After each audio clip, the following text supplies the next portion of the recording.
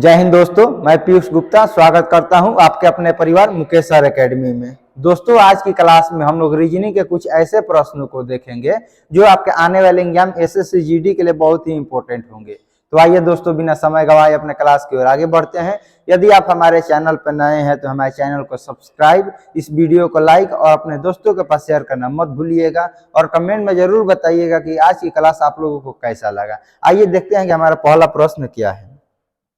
Question number 1 कह रहा है कि त्रिभुजों की संख्या बताइए। त्रिभुजों की संख्या बताइए।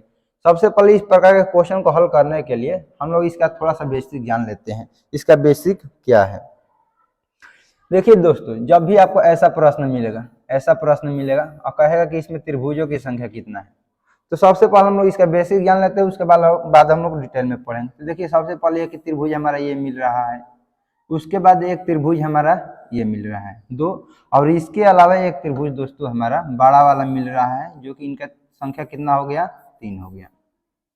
लेकिन ये कैसे हुआ, देखिए जितना रहेगा उसको सबसे पहले काउंट कीजिए, 1 और 2, जितना है उसको जोड़ दीजिए, ये हो जाएगा हमारा 3। कितना हो जाएगा, 3 हो जाएगा। ठीक इसी प्रकार जितना दिया गया उसको सबसे पहले लिखिए।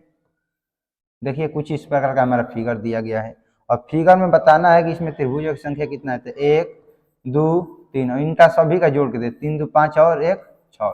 इसमें टोटल त्रिभुजों की संख्या कितना है, 6 है। तो आइए हमारा प्रश्न क्या है हम लोग देखते हैं। देखिए यहाँ पर प्रश्न दिया गया है कि इसमें बताइए कि त्रिभुजों की संख्या कितना है। तो 1 2 3 4, तो 4 3 7 2 9 1 10, यहाँ 10, 1 2 3 4, यहाँ पर भी कितना हो गया, 10, 1 2 3 4, यहाँ पर भी कितना हो गया, 10, यानी कि 10 20 30। इसमें त्रिभुजों की संख्या दिख रहा है हम लोग को दोस्तों 30। अब देखिए, एक ये 2 3 4, हम लोग को 4 दिखाई दे रहा है। इसके अलावा एक त्रिभुज ये दिखाई दे रहा है, यानी कि एक त्रिभुज एक, ये कितना हो गया, 35। और इन सभी के मिलने के कारण एक बड़ा वाला त्रिभुज का निर्माण हो रहा है, जिसमें +1, यानी कि टोटल त्रिभुजों की संख्या कितना है दोस्तों, 36 है। और हमारा 36 is the correct answer. Option number D is the right answer हो जाएगा। आगे बढ़ते हैं। उस विकल्प को चुनिए जो तीसरे समूह पहले समूह से संबंध है। यहाँ पर दिया गया, हम लोग को बताना है कि क्वेश्चन मार्क की जगह पर क्या आएगा, हम लोग को बताना है। हम लोग बना रहे हैं दोस्तों MOST से, मोस्ट से BA बना रहे हैं। कितना बना रहे हैं, BA। M होता है 13, O होता है 15, S 19 होता है और T 20 होता है। कितना होता है, 20 होता है। तो 15 में से हम लोग 13 घटाएंगे तो कितना हो जाएगा दोस्तों, 2, और 2 कितना होता है, 20। 20 में से 19 घटाएंगे तो हो जाएगा 1, और 1 होता है हमारा A। तो ठीक इसी प्रकार हम लोग को बता देना है कि BEEN N 14, E 5 और B 2। तो 5 में से 2 घटेगा 3, और 3 किसका होता है, C का, और C हमारा किस में दिया है, option number B is the correct answer. 14 में से 5 घटेगा 9, और 9 होता है दोस्तों हमारा I का, यानी कि CI क्या हो जाएगा, करेक्ट आंसर हो जाएगा। ठीक है दोस्तों, आगे बढ़ते हैं। यदि निम्नलिखित पासे में 3 6 के विपरीत है तो बताइए कि 5 के विपरीत क्या होगा। 3 6 के विपरीत है तो बताइए कि 5 के विपरीत क्या होगा। 3 के विपरीत क्या दिया है, 6 दिए, यानी कि 3 के विपरीत हमारा 6 होगा। यदि इसमें हम लोग क्लॉकवाइज चलेंगे तो इसमें भी हम लोग क्लॉकवाइज चलेंगे। यदि इसमें एंटी क्लॉक चलेंगे तो इसमें भी हम लोग को एंटी क्लॉकवाइज चलना है। तो 3 के साथ हम लोग क्लॉकवाइज चल रहे हैं। 3 के बाद 5, और 5 के बाद 2, 6 के बाद 1, 6 के बाद 1, और 1 के बाद हमारा 4। हम लोग 3 6 क्यों लिखे, क्योंकि क्वेश्चन में दिया गया है कि 3 6 के क्या है, विपरीत है। और फिर क्वेश्चन कर रहा है कि 5 के विपरीत क्या होगा। तो 5 के विपरीत क्या होगा, तो 5 के विपरीत 1, और हमारा राइट आंसर हो जाएगा option number A is the correct answer. ठीक है, आगे बढ़ते हैं। राजीव गांधी हवाई अड्डा हैदराबाद, तो इंदिरा गांधी हवाई अड्डा कहाँ स्थित है। ये हमारा जीके जीएस का पार्ट है दोस्तों। राजीव गांधी हवाई अड्डा हैदराबाद में है, तो इंदिरा गांधी हवाई अड्डा ऑप्शन नंबर सी दिल्ली में हो जाएगा। आगे बढ़ते हैं। दी गई आकृति को सही दर्पण का चयन कीजिए। दी गई आकृति को सही दर्पण का क्या करना है, चयन। देखिए वर्ग है तो हम लोग वर्ग बनाते हैं।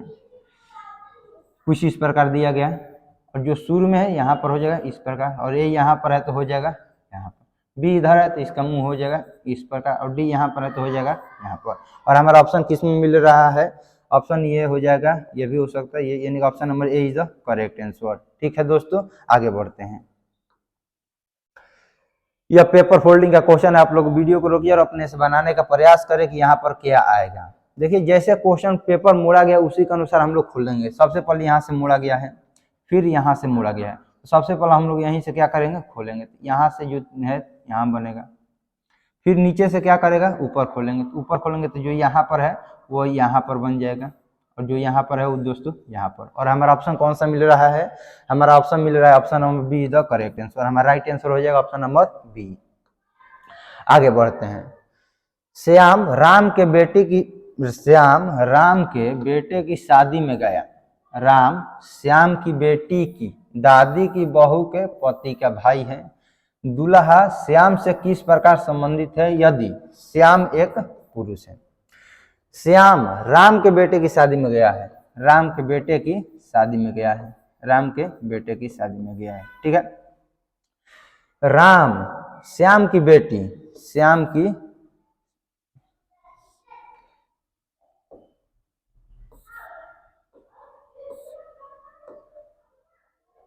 राम श्याम की बेटी, देखिए श्याम की बेटी यानी कि डॉटर के दादी, श्याम के बेटी की दादी यानी कि श्याम की माँ, श्याम की माँ की बहू, श्याम के माँ की बहू यानी कि श्याम की पत्नी हो जाएगी। श्याम के माँ की बहू के पति, श्याम के माँ के बहू के पति का क्या है, भाई है। कौन दोस्तों, राम। फिर से क्वेश्चन पढ़िए, कह रहा है कि राम जो है श्याम की बेटी के दादी, श्याम की बेटी की दादी यानी कि श्याम की माँ के बहू के पति का क्या है, भाई है। तो श्याम का भाई कौन है दोस्तों, राम।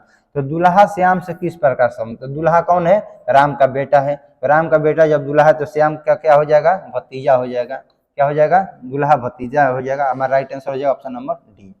ठीक है, किसी दौड़ में 5 दोस्तों ने भाग लिया, किसी दौड़ में 5 दोस्तों ने भाग लिया। पीयूष ने अपनी दौड़ मनीष से पहले लेकिन योगेंद्र के बाद पूरी की। गणेश ने अपनी दौड़ प्रकाश से पहले लेकिन मनीष के बाद पूरी की। तो बताइए कि यह दौड़ सबसे पहले किसने जीता। कह रहा है कि किसी दौड़ में 5 दोस्तों ने क्या लिया है, भाग। पीयूष ने अपनी दौड़ मनीष से पहले लेकिन योगेंद्र के बाद पूरा किया। पीयूष ने अपनी दौड़ मनीष से पहले लेकिन योगेंद्र के बाद पूरा किया। फिर क्वेश्चन कह रहा है कि गणेश ने अपनी दौड़ प्रकाश से पहले लेकिन मनीष के बाद पूरा किया। तो बताइए कि सबसे पहले यहाँ के दोनों में क्या है, ये क्या है, कॉमन है। यानी कि हमारा हो जाएगा योगेंद्र, फिर पीयूष, फिर मनीष, फिर गणेश और फिर प्रकाश।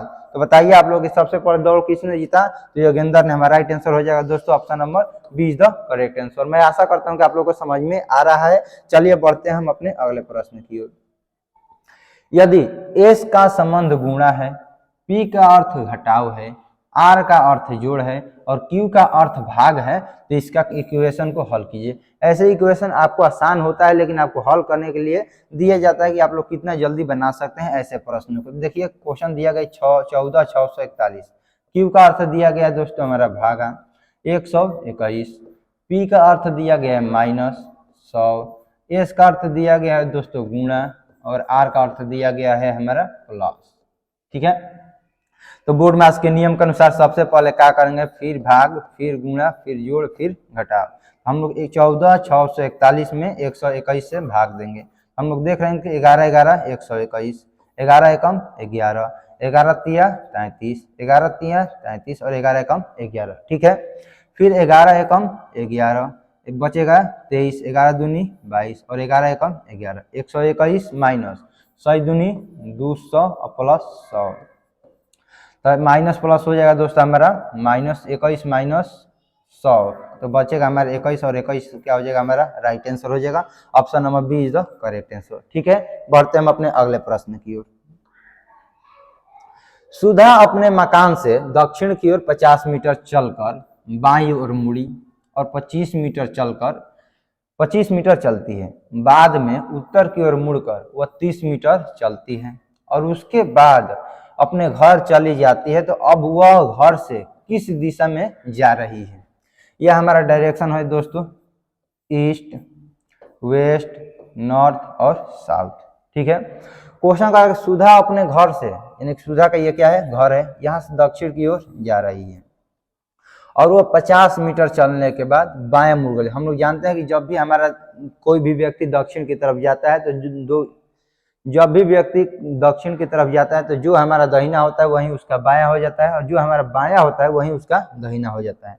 तो कितना जाता है? बाईं ओर मुड़ती है, तो हम लोग मुड़ा देते हैं बाईं ओर। और कितना चलती है? 20 मीटर चलती है। बाद में उत्तर की ओर मुड़कर वह 30 मीटर चलती है। बाद में वह उत्तर की ओर मुड़कर 30 मीटर चलती है और उसके बाद वह अपने घर चली जाती है। यहाँ से क्या चली जाती है? घर चली जाती है। तो बताइए कि वो घर से किस दिशा में है? घर से वह किस दिशा में? ये क्या है? इसका घर है और ये हमारा पूरब है और ये क्या है? दक्षिण है। और हमारा दक्षिण और पूरब के बीच में बना है तो क्या हो जाएगा? दक्षिण पूरब हमारा राइट आंसर हो जाएगा। Option number D is the correct answer.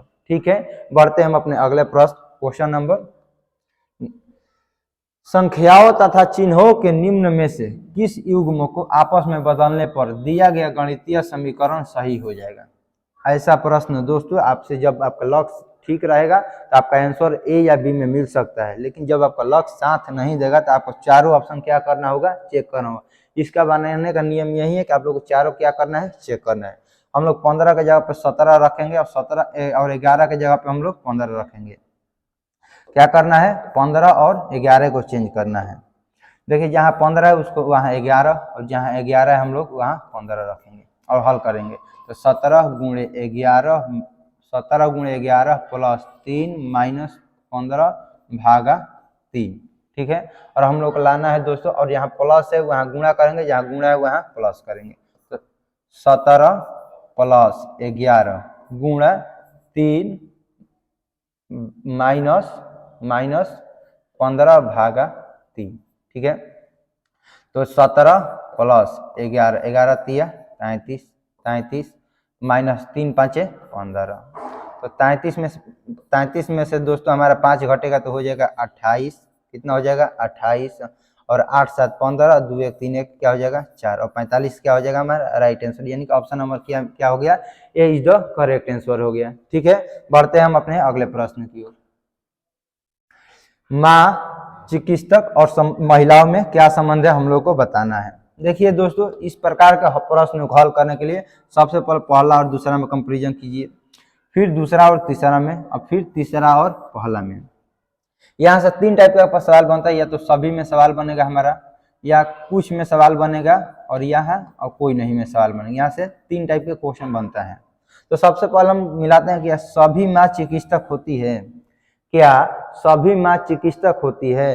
तो नहीं, कुछ माँ क्या होती है दोस्तों? चिकित्सक होती है, और कुछ माँ क्या होती है? डॉक्टर होती है। यानी कि कुछ माँ चिकित्सक होती है, कुछ माँ चिकित्सक होती है और कुछ चिकित्सक माँ होती है। यानी पहला और दूसरा में हम लोगों ने संबंध देखा। फिर संबंध देखेंगे दोस्तों हम लोग दूसरा और तीसरा में। क्या सभी चिकित्सक महिलाएं होती है? क्या जितने भी डॉक्टर होते हैं वो महिलाएं होती है? नहीं, कुछ चिकित्सक डॉक्टर क्या होती है? महिलाएं होती है।